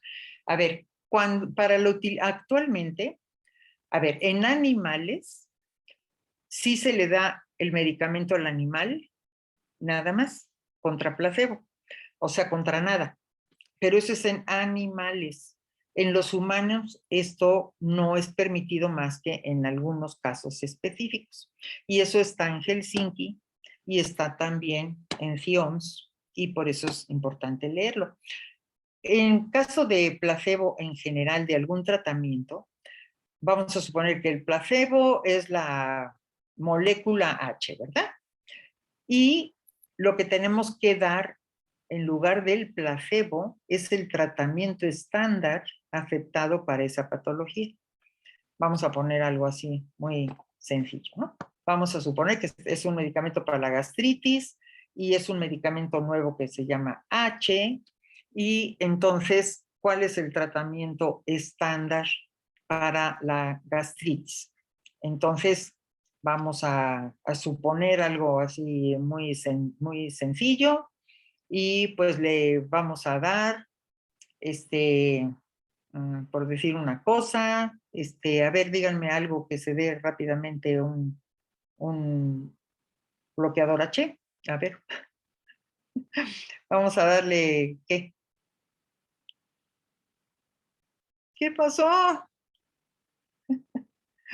Bueno, pues vamos a darle el tratamiento para gastritis normal que usamos en ese hospital.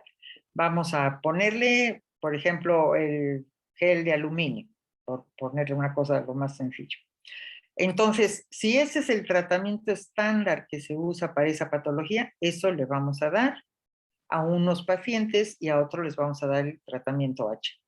Vamos a suponer, entonces ya no se les da nada, sino lo que se acostumbra utilizar en esa patología. Vamos a poner el caso de la artritis. Tenemos la molécula H y le vamos a dar a los pacientes el tratamiento estándar.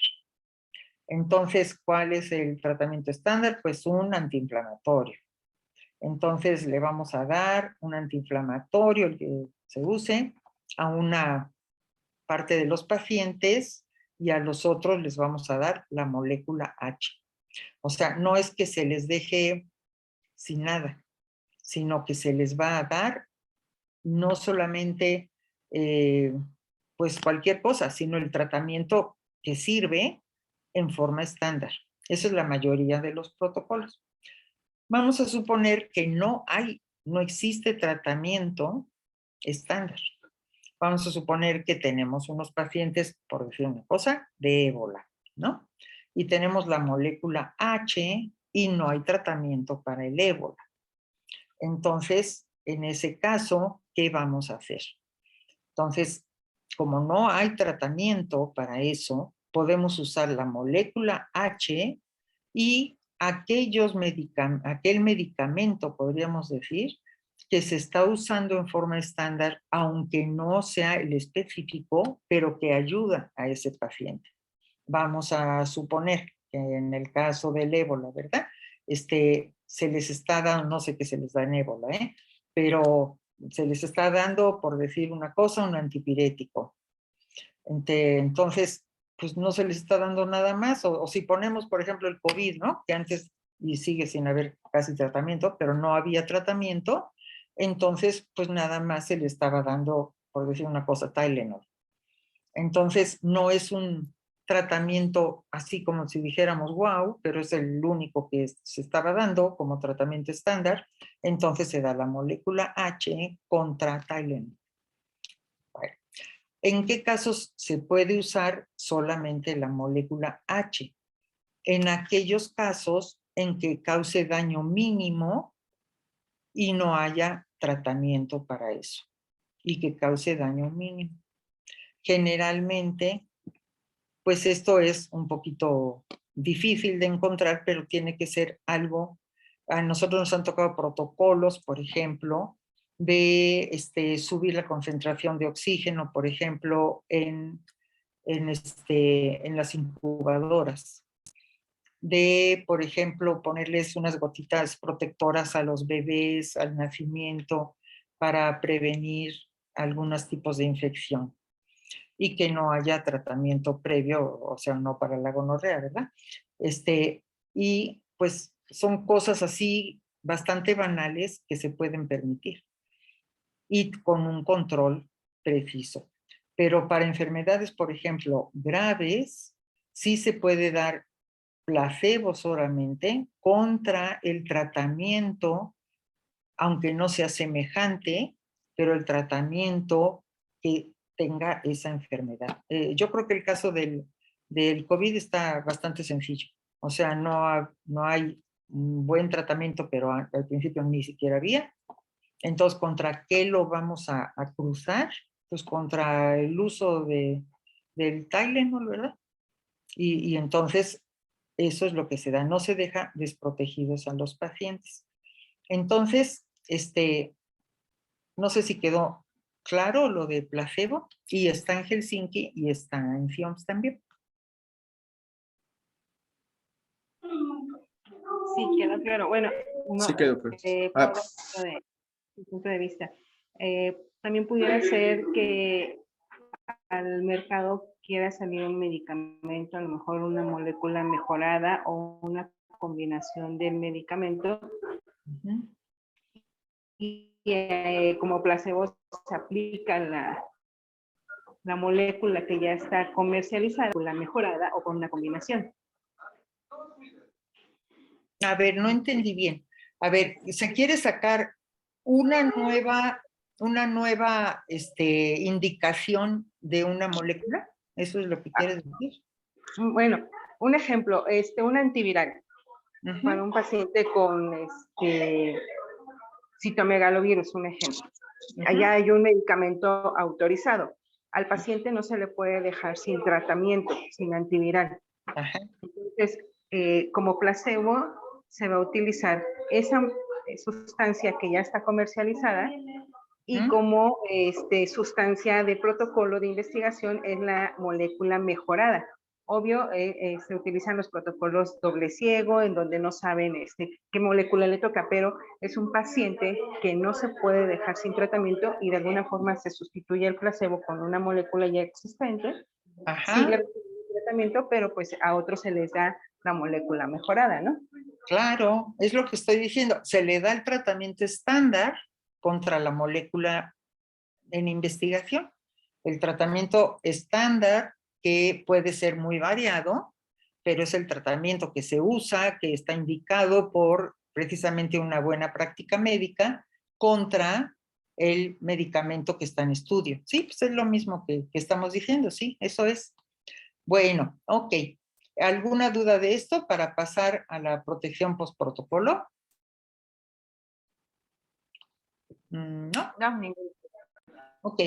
Bueno, bien, a ver. todo bien, gracias. Ok, gracias. ¿Han oído de la protección post-protocolo a la que se comprometen la investigación en sujetos humanos?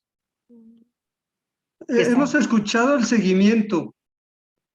Sí, en general creo que los protocolos cuentan con una póliza de seguro de gastos médicos mayores. Sí. Bueno, eso es otra cosa, pero sí. Ajá. Pero no sé si esta, o sea, al momento de cerrar un estudio o al cancelarse un estudio o al suspenderse por cualquier razón, este mismo seguro, o sea, el patrocinador tenga la responsabilidad de seguirlo pagando por los eventos adversos secundarios que pudieron haber surgido del estudio. Pues ese es uno de los problemas, porque a menos que el protocolo piense hacer un seguimiento, sí se cancela el seguro al terminar el protocolo. Y eso es una de las cosas que estamos peleando muchas veces, porque a veces los efectos adversos o eventos, más bien los efectos secundarios o adversos, se presentan, puede ser en días o meses o a lo mejor años de que terminó ese protocolo. Entonces, por eso ha habido, por ejemplo, porque obviamente no solamente son medicamentos lo que vemos en los comités, sino también pueden ser algún tipo de prótesis, etcétera. Ustedes conocen, por ejemplo, los casos de prótesis de mama, en donde pues se vio que causaban cáncer algunos de ellos después de 10 o 15 años de puesta la prótesis y demandaron al laboratorio. Igual, por ejemplo, de medicamentos que después de su uso de 5 o 6 o a lo mejor más años, se han visto relacionados con otro tipo de padecimientos que no estaban en ese momento pues apareciendo durante el protocolo, pero que sí se pueden correlacionar con el largo plazo. Y se les ha demandado a los laboratorios, pero es a través de demanda, no porque el laboratorio hubiera tenido la intención, podríamos decir, de continuar con la cobertura. Lo que se pide generalmente cuando se inicia un protocolo, aparte del Comité de Ética de Investigación y del Comité de Investigación, es la parte administrativa. Y cuando pasa a la parte administrativa, siempre se le pide que tenga una cobertura suficiente para los eventos adversos que están manifestados en el protocolo y que empiece a funcionar desde que el sujeto de investigación entra en el protocolo y muchas veces en el periodo, si es que se les da algún tipo de sustancia o algún tipo de elemento antes de entrar al protocolo, que estén protegidos, pero sí termina en el momento que termina el protocolo. Entonces, sí, ese es un problema serio. Y un problema serio, por ejemplo, es que muchos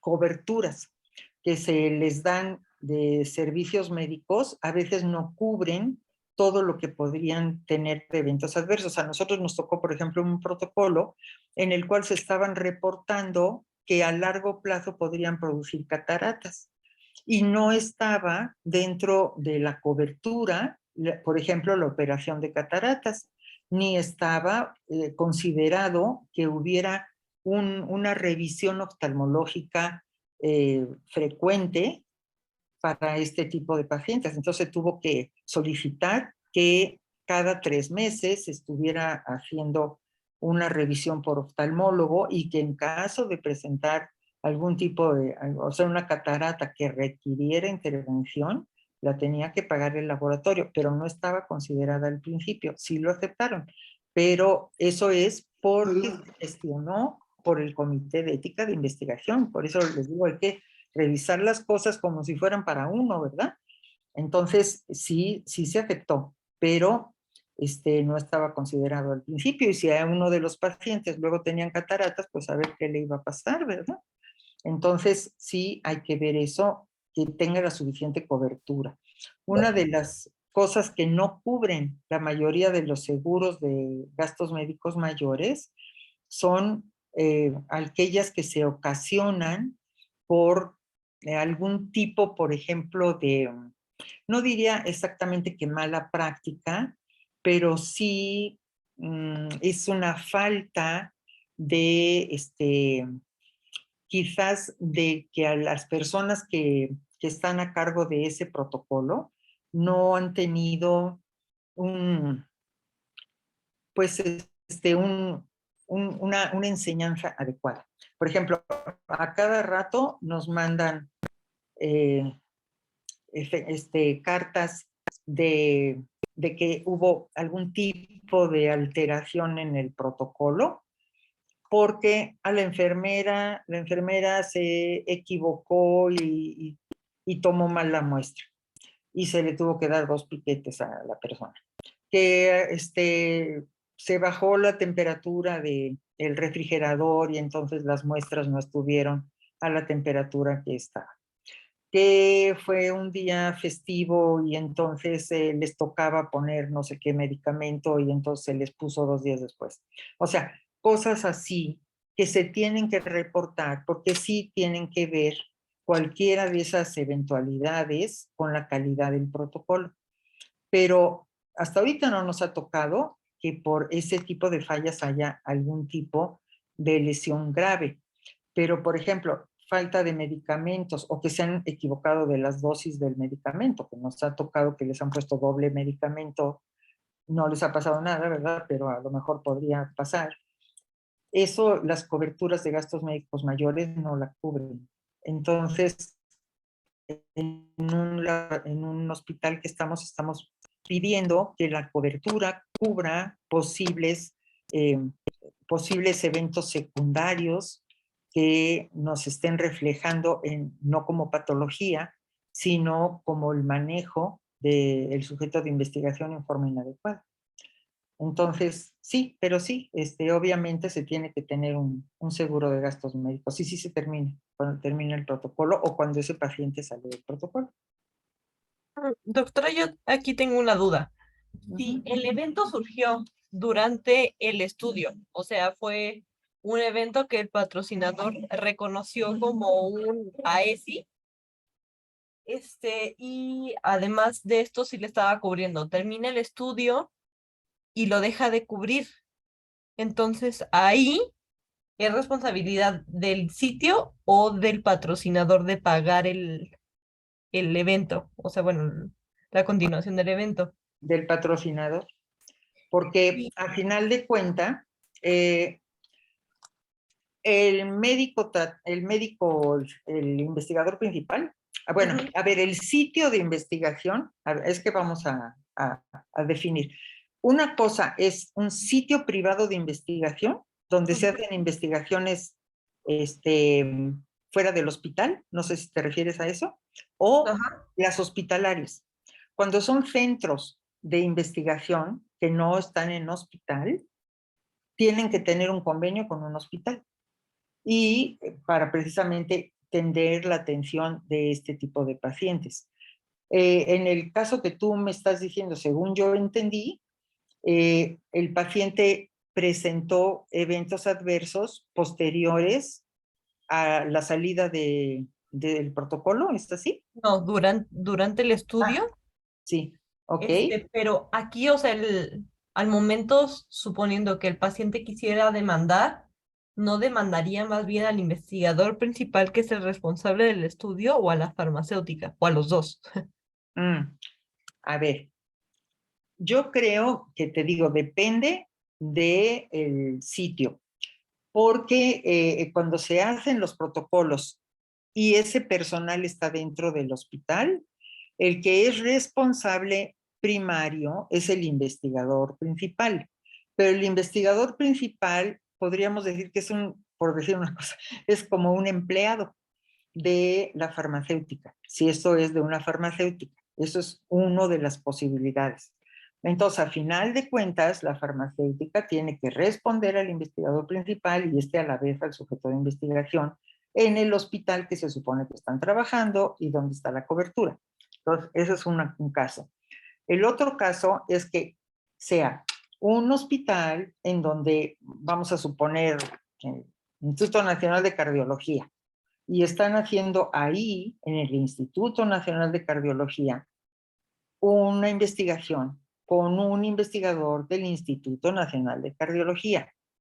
Entonces, si le pasa algo al sujeto de investigación, obviamente en la carta de consentimiento dice que se tiene que comunicar con el investigador. Y el investigador va a ver esto en el Instituto Nacional de Cardiología para que le den pues el apoyo que requiera al sujeto de investigación. O sea, no lo paga el investigador, pero lo paga quien está a cargo del protocolo en forma oficial. O sea, ustedes saben que, por ejemplo, ¿quién es en una institución,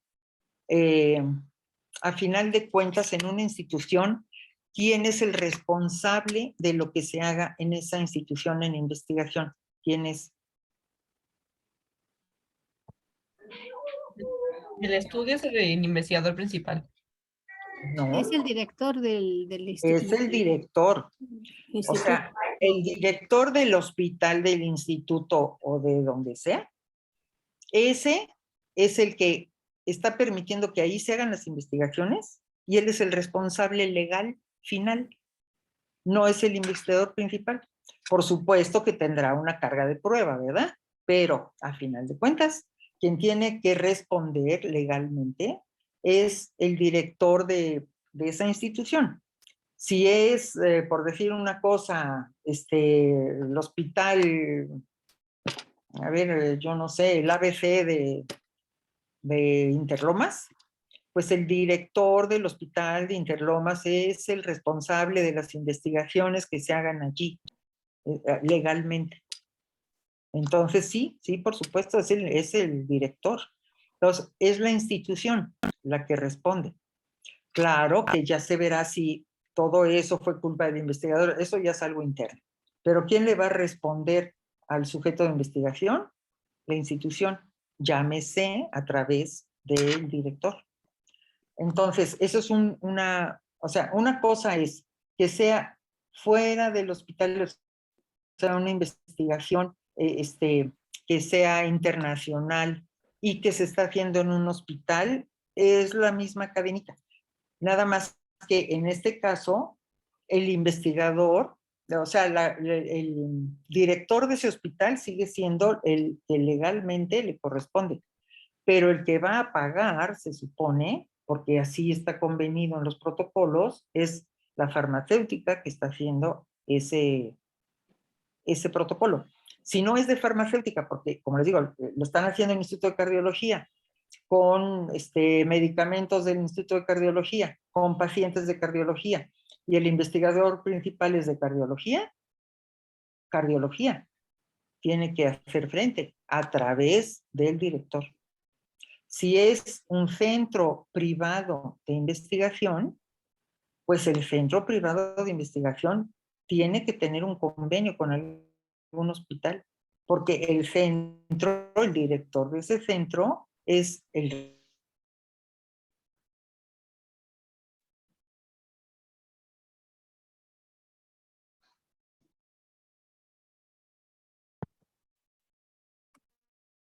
no sé, del Hospital de Alinde o del Hospital de Santa Teresita o yo no sé qué hospitales hagan protocolos. Vamos a suponer, el Hospital Santa Teresita no tiene comités y entonces están mandando su protocolo a ese centro privado de investigación. ¿Dónde se está haciendo esa investigación? Es donde se haga la investigación, pues. O sea, lo están haciendo en el Hospital Santa Teresita, que no tiene comité, y por eso lo mandó a un centro privado de investigación, pero ahí no se lleva a cabo la investigación, nada más están viendo los protocolos. Quien tiene que responder es el Hospital Santa Teresita. No sé si me expliqué. Sí, gracias. De nada. Ok, ¿alguna otra duda al respecto de alguna cosa de estas? Yo sí, una pregunta. Por ejemplo, con protocolos donde el medicamento aquí a nivel nacional no se autorizó y es medicamento ya de uso compasivo, ese medicamento o ese sitio lo tiene que seguir, darle un seguimiento su comité de ética, A o ver, ya no sí. sería necesario. A ver, es que quiero entender. Sí. A un paciente o a un sujeto de investigación se le va a dar ese medicamento compasivo. Sí, a un paciente. A un paciente, ok, es que es diferente, ¿eh? Sí. Cuando es un sujeto de investigación, no se puede hacer sin un comité. Ahora, si es un paciente que vamos a poner otra vez el caso del COVID, ¿verdad? Que hubiera un medicamento que solamente en Alemania haya dado resultado y sí ha dado resultado y su tía se lo trajo de Alemania porque aquí en México no existe y por supuesto no está validado por COFEPRIS. ¿Eso es lo que quieres saber? Sí. Ok. Bueno, sí se puede dar al paciente si tiene una validación en otra parte del mundo. Llámese, por ejemplo, en la Comisión de Nuevos Medicamentos de la Comisión Europea, por decir una cosa, o porque esté aceptado, por ejemplo, por el CDC de Atlanta, por decir una cosa. Pero aquí en México no existe y no está autorizado por COFEPRIS. Sí, obviamente, esto no pasa por comités ni pasa por nada. Si al paciente le va bien, no va a haber ningún problema. El problema es cuando al paciente le va mal. Y entonces vamos a suponer que se murió, ¿no? Y entonces los familiares, pues van, pues desgraciadamente, ¿verdad? En su desesperación, pues van a echarle la culpa a todo el mundo y a lo mejor acusan al médico que le dio un medicamento que no estaba autorizado por COFEPRIS y van a cerrar el hospital y hace ahí un escándalo. Sí se puede, podríamos decir, el médico puede defenderse en el sentido de que, aunque ese medicamento no estaba aceptado por COFEPRIS, no había aquí medicamento y estaba aceptado por la Comisión de Medicamentos Europea o por el CDC, o sea, con base en la literatura médica, o sea, con la buena práctica médica. O sea, ¿a qué se refiere el actuar con buena práctica médica? A que se tengan los antecedentes científicos de la utilización de algo o del ejercicio de algo. Entonces ustedes pueden sacar, por decir una cosa, de Lancet, ¿verdad? En donde llevan ustedes la revista y le dicen, miren, aquí en Lancet dice que sí sirve.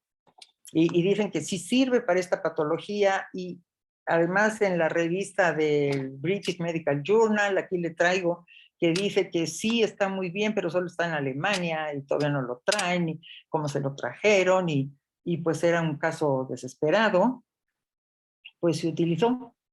Y seguramente, porque los juicios para médicos generalmente se hacen con médicos.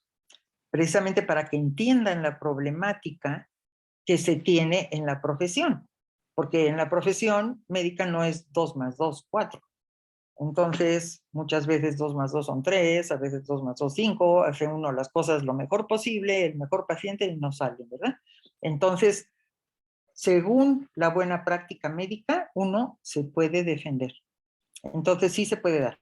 Ahora, se puede dar un medicamento compasivo, bueno, que no se llamaría compasivo, ¿verdad? Pero bueno, los medicamentos compasivos sí los dan las farmacéuticas en casos extremos y generalmente la farmacéutica toma el riesgo de los medicamentos compasivos. Y muchas veces, si esto por ejemplo, si se da a un paciente un medicamento compasivo, pues, pues generalmente no hay problema, ¿verdad? Pero si ya se van a dar en una institución a varios pacientes, lo mejor es hacer un protocolo, ¿eh? Para protegerse y para que no haya problema. Ahora, los medicamentos que se llaman compasivos, generalmente los da la empresa farmacéutica a personas que han estado en un protocolo, que es lo que se le llama cobertura post-protocolo, y que, vamos a suponer, tiene un paciente artritis y estaba en silla de ruedas, le dieron ese medicamento del protocolo y empezó a caminar. Se acabó el protocolo, le quitaron el medicamento y acabó otra vez en silla de ruedas. ¿Ok? Se le puede pedir a la farmacéutica, aunque todavía eso no se comercialice, se le puede pedir en forma compasiva que le dé ese medicamento. Yo estoy súper en desacuerdo que se le llame compasivo, porque el paciente arriesgó, como la empresa farmacéutica, arriesgó su salud, porque no todos los protocolos son beneficiosos para los sujetos de investigación. Y así como la empresa farmacéutica arriesgó su dinero, el sujeto de investigación arriesgó su salud. Y en cambio la empresa farmacéutica va a tener ganancias y el paciente no va a tener ganancias, va a quedar en una silla de ruedas, ¿verdad? Entonces, el darle por una temporada gratuitamente, generalmente, ¿verdad? Ese medicamento en forma compasiva, suena a que son muy buenos y que te lo están dando porque les das lástima, y yo creo que eso es injusto. Yo creo que es justicia para los sujetos de investigación que les den los medicamentos que ellos comprueben que les han servido, que no tienen otra opción, y que el laboratorio se los debe de dar, no por compasión, sino porque es parte del proceso para que salga ese medicamento al mercado. Si no hay sujetos de investigación, nunca va a salir al mercado. Gracias a esas personas que se arriesgaron, va a salir un medicamento al mercado. Entonces, si es un buen medicamento para ellos, no se les debe de negar, ni dárselos en forma compasiva, pero así les dicen.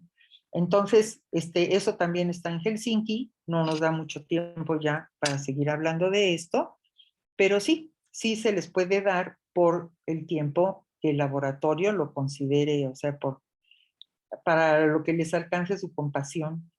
Yo lo que he dicho es que los sujetos de investigación que se demuestre y que se tenga asentado médicamente que ese medicamento ha sido muy bueno para él y que no tiene alternativa, el medicamento se le dé gratuito a esa persona, por lo menos hasta que salga esté fuera de patente. Porque si no, lo que le pasa a esos pacientes es de que el medicamento cuesta 130,000 pesos mensuales, ¿verdad? Entonces, gracias, porque cuando lo quiso usar, pues ya no lo podía pagar. Y si le hacen un descuentito, por ejemplo, y se lo dan en 50,000 pesos, tampoco lo va a poder pagar. Entonces, yo creo que lo justo es que se lo den y cuando salga fuera de patente, porque hay pacientes que lo van a usar por 10 o más años, y ya haya un genérico, pues entonces, pues que pague el genérico, ¿verdad? Pero que no le quiten un medicamento que muchas veces ha sido, pues, salvación para esos pacientes, nada más porque ya acabó el protocolo y ya no le interesa a la farmacéutica a esa persona. ¿Te contesté? Sí, claro, muchísimas gracias.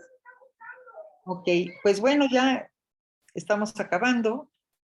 ¿Algún comentario o alguna duda que pudiera yo resolverles? Sí, una pregunta, doctora. La renovación del registro de los comités de ética solamente en México, bueno, en México es cada 3 años. ¿Eso es una norma internacional o solamente es en México? Esa normatividad es mexicana. En otros países hay otro tipo de normatividad. Es bastante semejante, pero en México la pusieron cada 3 años. Hay hospitales en Estados Unidos pues cada 2. Entonces, pues sí, es aquí, mexicana. Ok, gracias. Bueno, pues me dio mucho gusto conocerlos.